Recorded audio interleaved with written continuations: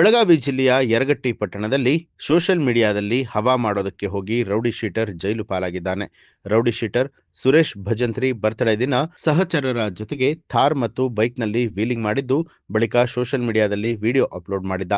4 seater ಥಾರ್ನಲ್ಲಿ 10 ಜನ ಯುವಕರು ಹತ್ತಿ ಬೇಕಾಬಿಟ್ಟಿ ಓಡಾಟವನ್ನ ನಡೆಸಿದ್ದು, ಇದನ್ನು ಗಮನಿಸಿದ ಮುರುಗೋಡ ಠಾಣೆ ಪೊಲೀಸರು ರೌಡಿ ಶೀಟರ್ ಸುರೇಶ್ ಭಜಂತ್ರಿ, ಜಗದೀಶ್ ಭಜಂತ್ರಿ, ಮಂಜುನಾಥ ನಡಮನಿ, ವಿನಾಯಕ ಚಿಕ್ಕಲದಿನ್ನಿ, ರವಿ ದಾದಪ್ಪನವರ, ಗಿರೀಶ್ ಆಳಪ್ಪ, ವಿನಾಯಕ ಪುಲ್ಲಿ ಸೇರಿದಂತೆ 7 ಜನ ಆರೋಪಿಗಳನ್ನ ಬಂಧಿಸಿದ್ದು, ಥಾರ್, ಮಹೇಂದ್ರ ಬೊಲೆರೋ ಬೈಕ್ಗಳನ್ನ ಜಪ್ತಿ ಮಾಡಿದ್ದಾರೆ.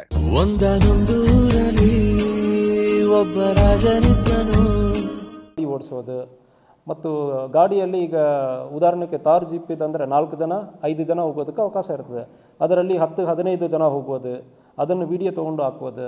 ಸೊ ಇಂಥ ಸಂದರ್ಭದಲ್ಲಿ ನಾವು 100% ನಾವು ಕೇಸ್ ಮಾಡ್ತೀವಿ. ಆಲ್ರೆಡಿ ನಾವು ಈಗ ಮುರುಗೋಡು ಸ್ಟೇಷನಲ್ಲಿ ಕೂಡ ಮಾಡಿದ್ದೀವಿ.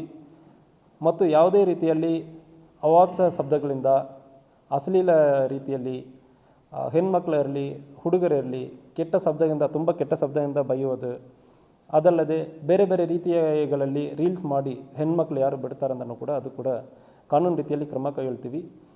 ಸೆಕ್ಷನ್ 296 BNS ಪ್ರಕಾರ ಒಂದು ಕ್ರಮ ಕೈಗೊಳ್ತೀವಿ. ಇನ್ನೊಂದು IT act 67 and 67A information technology act, ಅದರಲ್ಲಿ ಕೂಡ ಅಬ್ಸೀನ್ ಆ್ಯಕ್ಟ್ ಇರ್ತದೆ. ಅಂದರೆ ಅದರಲ್ಲಿ ಕೂಡ ನಾವು ಕೇಸಸ್ ಮಾಡ್ತೀವಿ.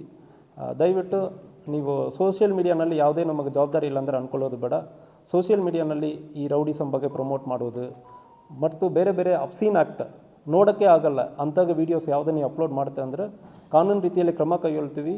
ಮತ್ತು ಫೋನನ್ನು ನಿಮ್ಮ ಯಾವುದೆಲ್ಲ ವಿಡಿಯೋ ತೊಗೊಂಡಿದ್ದೀರಿ ಎವಿಡೆನ್ಸ್ಗಾಗಿ ಅದು ಕೂಡ ನಾವು ಸೀಸ್ ಮಾಡ್ತೀವಿ. ನ್ಯೂಸ್ ಅಲರ್ಟ್ ನಿಮ್ಮಿಂದ ನಿಮಗಾಗಿ.